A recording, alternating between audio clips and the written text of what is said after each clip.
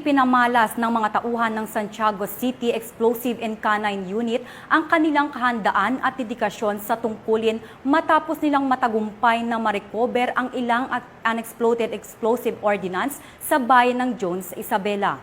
Ang mabilis na pagtugon ng mga operatiba ay nagpatunay sa patuloy na pagsisikap ng pulisya na tiyakin ang kaligtasan at seguridad ng komunidad laban sa mga posibleng banta. Ang buong detalye ng balita, hatid ni Patrolwoman Richelle Ledesma. Agad tinungo at nirecover ng mga tauhan ng Santiago City Explosive and Canine Unit ang mga unexploded explosive ordnance matapos makatanggap ng impormasyon na diskubre ng isang mangingisda na residente ng Barangay Payak Jones, Isabela ang mga UXO. Agad na nagsagawa ng safety procedures ang mga nabanggit na unit at pagkatapos ng mga assessment at inspeksyon ay nakilala ang mga umano UXO na isang piraso na General Purpose Bomb 250 lbs with fuse and filler corroded at isang General Purpose Bomb 250 lbs walang fuse at filler corroded.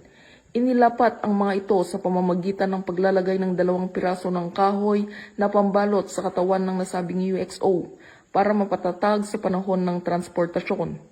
Samantala, patuloy din ang pagsasagawa ng awareness lecture ng Project ABKD o Awareness of Bomb That Kills Lives Destroys Properties ang mga unit ng EOD K9 para hikayatin ng publiko na agad ipaalam sa mga kapulisan ang mga ganitong kakaibang mga bagay upang maiwasang may masaktan at agad ma-inspect ng mga otoridad para sa tamang disposisyon at transportasyon.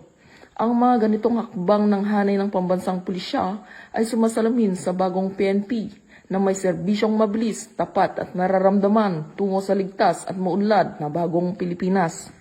Dito sa Lambak ng Cagayan, ako ang inyong PNN correspondent, Patrolwoman Ledesma, alagad ng batas, taga-taguyod ng Balitang Pulis.